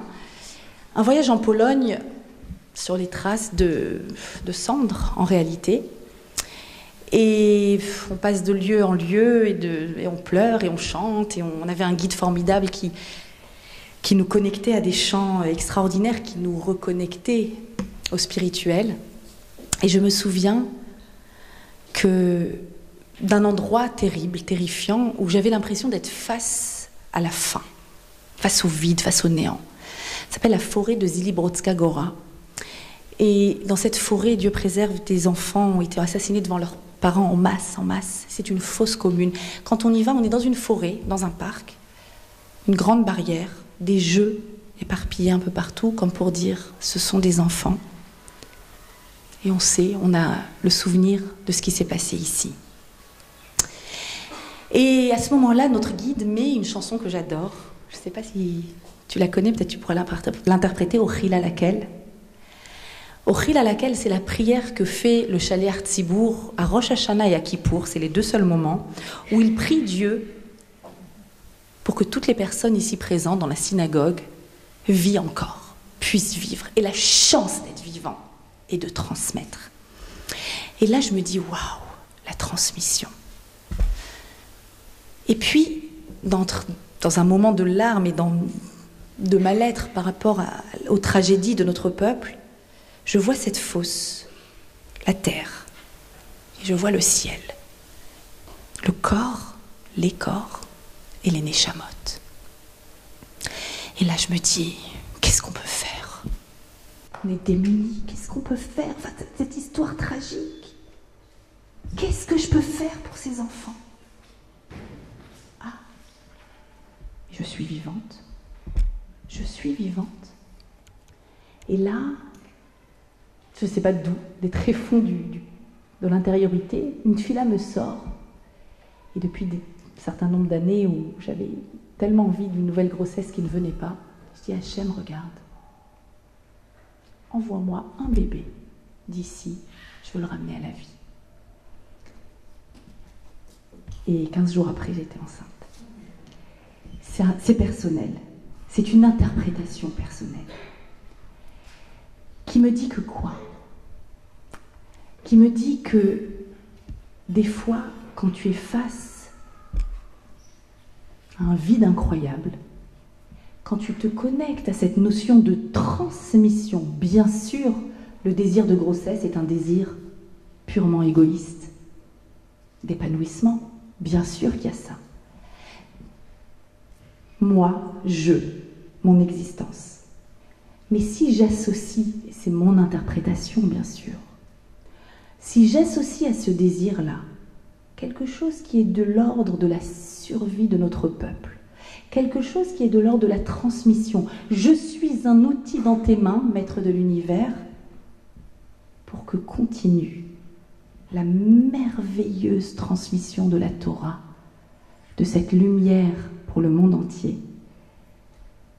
Or, la Goïm, la lumière pour tous, si je peux moi me faire réceptacle de cette transmission et comprendre qu'au-delà de mon désir, bien sûr égoïste qui est là, il y a un désir de faire perdurer le plus beau des messages.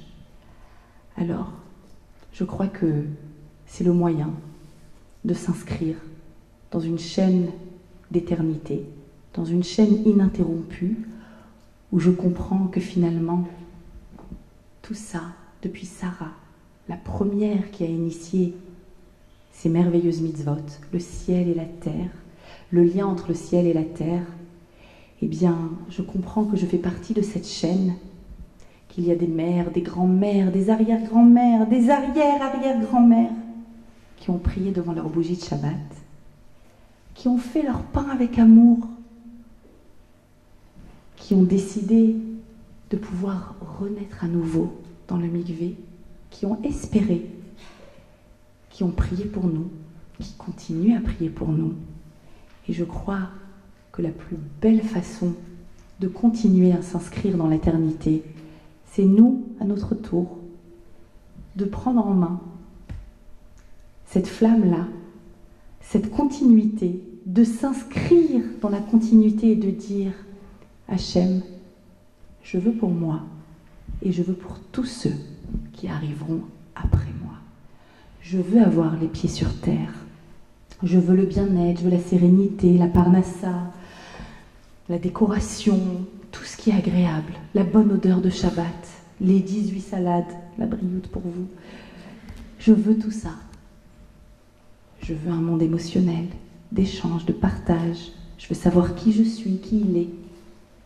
Et je veux aussi continuer la chaîne des transmissions en ayant toujours les pieds sur terre et la tête qui regarde le ciel. Rabbi Nachman disait, tous les jours, as-tu pensé à regarder le ciel aujourd'hui? continuons, toutes, à avoir les pieds sur terre et à ne jamais oublier à se connecter au ciel. Merci beaucoup.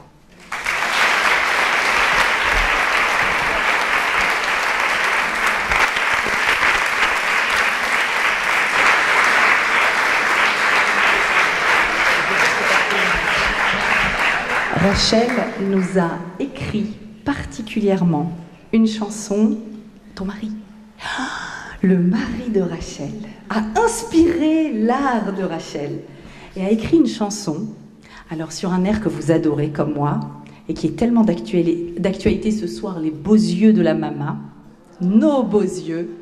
Et c'est une chanson, un texte qui parle des 3 essentiels de notre vie. À toi, Rachel.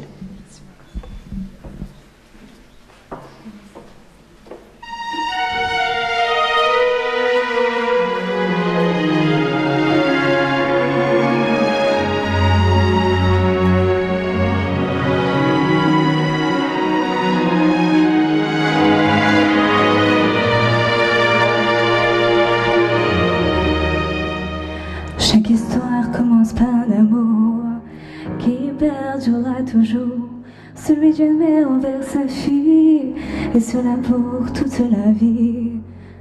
Elle n'oublie pas l'essentiel, elle se tourne vers le ciel, elle se tourne vers le roi des rois.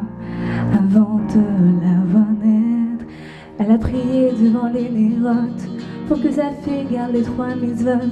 Ad la Kalida Chalot, qu'elle est la plus belle des choupotes, qu'elle soit une aide pour son mari, sans cesse pour l'avenir, elle qui construit l'avenir avec un simple sourire, des bougies pour éclairer, les chalotes pour être rassasiés, le mikva pour se dépasser, ensemble atteindre le sommet, les bougies pour éclairer, les chalotes pour être rassasiés, le mikvé pour se dépasser et ensemble atteindre le sommet. À partir de ce moment, lorsque tu auras des enfants, tu ressentiras la joie que ta mère a conçue pour toi. Toi aussi tu garderas la foi et un jour elle entendra Kol Sasson vekol Simcha, Henri Shabbat Bia Yehuda. Les bougies pour éclairer tout le monde, les chalotes pour être rassasiés, le mikvé pour se préserver, ensemble atteindre le sommet. Les bougies pour éclairer, les chalotes pour être rassasiés, le mikvé pour se dépasser, ensemble atteindre le sommet.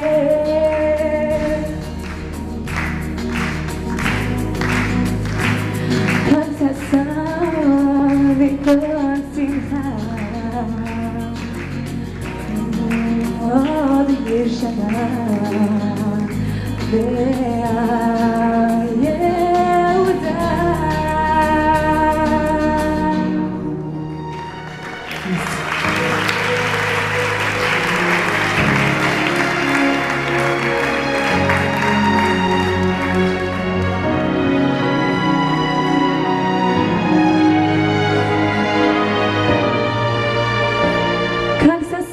Comme Simcha, les bougies pour éclairer, les chalotes pour être rassasiés, le mikvé pour se dépasser, ensemble atteindre le sommet. Les bougies pour éclairer, les chalotes pour être rassasiés, le mikvé pour se dépasser, et ensemble atteindre le sommet. Merci beaucoup. Oh, bravo, bravo. Maëva, je crois que... Alors, Maëva, c'est encore une autre très très très belle rencontre. Et quand on a ensemble parlé du projet de ce soir, voilà, il y a quelque chose qui a jailli et je te laisse nous... Merci Maëva.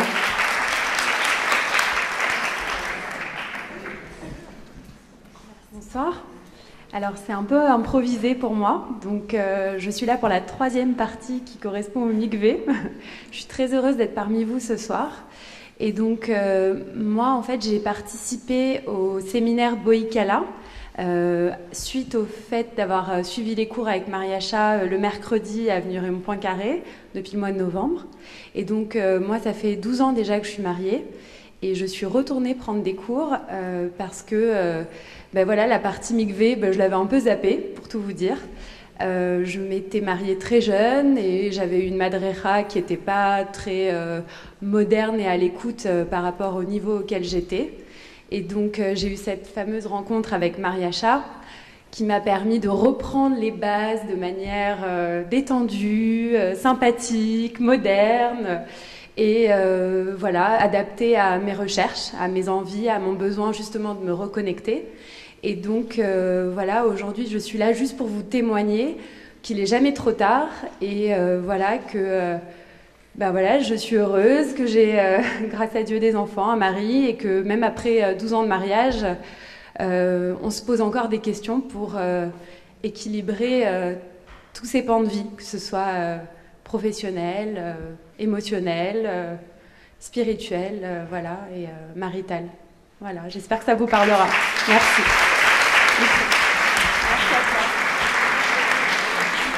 Merci Maëva. Je profite de ce que du témoignage, moi qui me bouleverse de Maëva, de ce désir, cet amour qui jaillit d'elle, pour proposer à toutes les personnes ici présentes qui auraient peut-être à un moment zappé ce moment. Et je sais que ça arrive si souvent parce que c'est compliqué, c'est contraignant le mikvé et on a rarement eu les explications qui vont avec. Je m'engage personnellement à ouvrir une session de femmes mariées qui aimeraient comprendre, qui aimeraient approfondir. Et n'hésitez pas, inscrivez-vous, dites-moi manifestez-vous et je ferai vraiment avec tout mon amour en sorte que vous puissiez vous réconcilier et comprendre la chance qu'on a de pouvoir renaître régulièrement.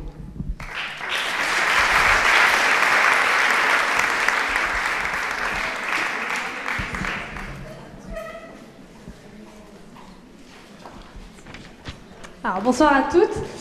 Alors moi je suis Esther, du coup j'aide un peu Mariacha dans ces événements. Du coup merci beaucoup pour ce cours magnifique Mariacha. J'ai l'honneur de pouvoir maintenant vous présenter la démarche un peu plus grande d'Essentiel. Donc c'est ce soir, c'est le premier pas. Donc d'abord, qu'est-ce qu'Essentiel en fait? Donc vous vous posez la question, j'ai vu Essentiel avec 2 LE, d'habitude c'est pas comme ça que ça s'écrit, qu'est-ce qui se passe? C'est tout d'abord un rêve de plusieurs femmes. Donc c'est pas uniquement Mariacha, c'est un rêve de vouloir aider les femmes juives à se développer spirituellement d'abord, mais aussi psychologiquement. Donc vous l'avez vu aussi, Mariacha est thérapeute de couple et thérapeute individuelle. Mais c'est une volonté profonde d'amener à une réflexion sur l'essence même de la vie, ce qui est indispensable, ce qui est essentiel à son épanouissement. En effet, Essentiel n'a pas uniquement le vœu de faire avancer toutes les femmes vers la religion, c'est pas uniquement vers la religion, bien sûr, c'est aussi bien plus que ça. C'est une équipe qui est là pour vous aider, pour vous faire évoluer, pour que vous vous accomplissiez dans votre quotidien et dans vos projets personnels, que vous compreniez ce qui est essentiel dans votre vie et pas uniquement, c'est très important les fondements de la Dakat Nerot, le mikvé, l'Afrachatrala, mais aussi ce que vous désirez aussi plus profondément pour vous, pour vos enfants, que ce soit lors de sa bat mitzvah. Donc on ne sait pas comment introduire la religion à une jeune fille qui n'est pas en école juive ou qui n'est pas ancrée dans les traditions de la mère juive, etc. Donc lui montrer aussi le chemin qu'elle peut faire, qu'elle peut commencer à prendre.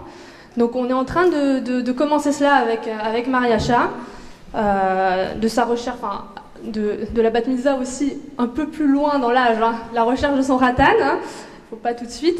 Donc recherche du ratan, comment aussi bien choisir son ratan, c'est pas uniquement parce que il est beau, pas uniquement une recherche intérieure, qu'est-ce qui est bon pour moi, de sa préparation au mariage, donc avec le séminaire Boïkala qu'on va Baruch Hashem bien développé, donc on va peut-être ouvrir une deuxième session, pourquoi pas, et les femmes qui se préparent au mariage et qui sont mariées aussi, elles sont toutes bienvenues parce que la préparation la préparation au mariage, qui est un jour très très important pour les femmes, mais le mariage, ce n'est pas qu'un jour, c'est toute sa vie que l'on se prépare et qui est tous les jours un travail. C'est aussi de s'accompagner lors de sa vie de mère et de femme, qui est aussi essentielle, et souhaite guider, voire même accompagner chaque femme durant ces moments magnifiques, mais ô combien remplis de questions. Donc grâce à Dieu, j'ai eu la chance de rencontrer Mariacha il y a un peu plus de 3 mois, et elle a déclenché en moi quelque chose, un sentiment d'avoir trouvé quelque chose qui me manquait depuis un long moment. Donc je te remercie déjà d'être entrée dans ma vie. Hein. J'ai un peu trouvé l'essentiel. Bon, c'est mon mari aussi mon essentiel, mais j'ai trouvé aussi mon essentiel. Je t'ai tout de suite proposé mon aide parce que je sentais qu'avec un peu de mon aide, les petites mains que je suis et les petites choses que je pourrais faire, si elles pouvaient t'aider, ça me comblerait beaucoup. Et aussi, j'avais le sentiment qu'elle pouvait toucher bien plus de monde que ce qu'elle touchait déjà. Donc nous avons la chance que cette première étape du lancement d'Essentiel se passe dans ces magnifiques conditions. Vous avoir réunis ici, de vous voir si nombreuses ce soir, nous donne la confirmation à toute l'équipe d'Essentiel que notre démarche était attendue, que nous avons le pouvoir de faire changer les choses, chacune d'entre vous. On a ce pouvoir-là et nous comptons dès à présent sur vous pour partager avec votre entourage tous ces moments et vos impressions sur cette soirée. Que positif, hein, uniquement. Hein. Et j'espère vous revoir et votre entourage pour de futures rencontres. Ce n'est que la première, bien sûr, il y en aura d'autres. Concernant les informations sur les prochaines conférences et les renseignements quant aux disponibilités de Mariacha et de notre équipe, je vous contacterai par mail. Donc vous avez rempli des petits formulaires au début, mais vous avez reçu aujourd'hui sur vos fauteuils une petite enveloppe avec notre beau logo essentiel qui nous a été designé. Et je vous invite à l'ouvrir, cette enveloppe, et à découvrir ce qu'il y a dedans. Donc, si vous voulez dès à présent aider, soutenir, prendre part à cette association qui est essentielle, qui fait partie du mouvement Boïkala, je vous invite vivement à nous soutenir. Donc que ce soit un don régulier ou un don ponctuel, il n'y a pas de souci. Que ce soit 10 €, 20 €, 30 € ou quoi que ce soit, c'est pas plus cher qu'un abonnement Cosmo, c'est pas plus cher qu'un abonnement Netflix.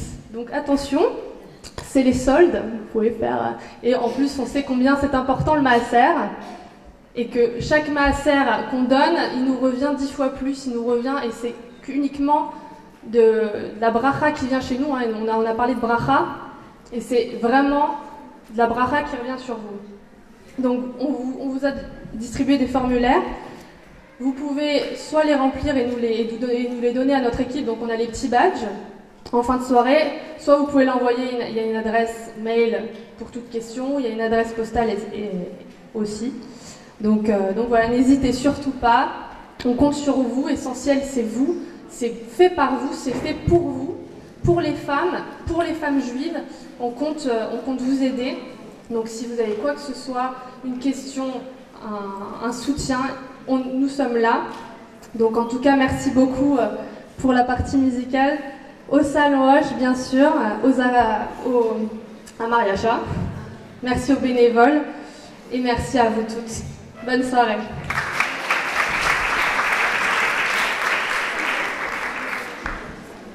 Dédicace spéciale à ma chère belle-maman qui est venue, qui est restée à Paris pour être là. Elle n'habite pas au Canada, elle habite à côté et je suis ravie qu'elle soit restée. Merci beaucoup, beaucoup, beaucoup. Et Rachel se propose de nous animer en musique, ceux qui ont un peu de calories à perdre et qui ont de l'énergie. Merci Rachel.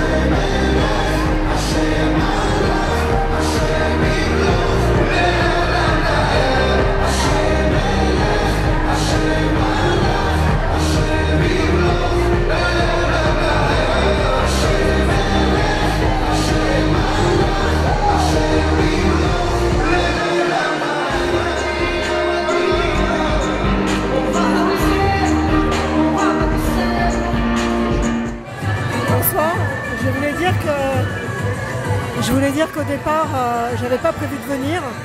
Et un concours de circonstances a fait que je suis ici, par l'intermédiaire d'une amie. J'ai trouvé ça, toutes les explications très intéressantes et surtout une prise de conscience qui peut apporter que des bonnes choses pour la famille, pour le futur, voilà. Il y a les bonnes actions que la femme doit faire. Voilà. Et j'en suis consciente et je respecte déjà. Et mes enfants ont la transmission aussi. Et, voilà. Merci pour tout. Et, voilà. Merci beaucoup pour ce magnifique cours rempli de Torah, rempli de sagesse. Et je suis un petit mot personnel, je suis infiniment heureuse et comblée depuis que je t'ai rencontrée. Donc merci pour tout ce que tu m'apportes, Mariacha. Voilà, je t'embrasse très fort et à bientôt pour plein de Torah. Et voilà. Coucou Mariacha, écoute, je t'ai connue il n'y a pas si longtemps que ça au séminaire de l'Ève, à la relève cet hiver. Je te connaissais un petit peu au cours de Bonneuil, mais voilà, en toute discrétion, j'ai commencé petit à petit à voir ton évolution et jusqu'à Essentiel aujourd'hui. Et je te souhaite beaucoup de brachot dans ce projet et que toi, tu n'oublies pas ton essentiel avec ta famille, tes enfants, tes merveilleux enfants que j'ai pu connaître au séminaire et que tu puisses permettre à toutes ces femmes de se reconnecter à leur essentiel, au ciel, tout en gardant les pieds sur terre. Je te fais plein de bisous et je te souhaite que des brachot dans ta vie, sur tous les plans. Mariacha, ma chère et précieuse Mariacha, comment te remercier pour tous tes bienfaits? Voilà, on remercie Akadosh Baruch Hu parce que vraiment on a une chance inouïe d'avoir rencontré ton chemin et de pouvoir bénéficier de tes enseignements au quotidien. Donc je prie pour que qu'Hachem te le rende à l'infini et que si Dieu veut, nous aussi on puisse te ressembler et être à notre tour voilà, des Chet Raïl, des femmes vertueuses et suivre le magnifique modèle que tu nous donnes à chacun de tes cours. Et vraiment, je souhaite à l'association Essentielle d'être propulsée vers Hachem au sommet. Mariacha, ma princesse, c'était un vrai honneur d'être parmi vous ce soir. Vraiment, c'était un vrai plaisir. Sache que je trouve que ce discours que tu as tenu ce soir te reflète tellement et tu es tellement exemplaire. Je prie Bezrat Hachem pour que tous ces mots-là aient influencé toutes ces femmes et que tu puisses voir très bientôt le fruit de ton travail. Sache que je suis ta plus grande fan, vraiment. Que je t'aime beaucoup et que tu es mon modèle. Et j'espère, Bezrat Hachem, quand le moment sera le bon, que je sois à ta hauteur. Bezrat Hachem. Je t'embrasse très fort, je t'aime.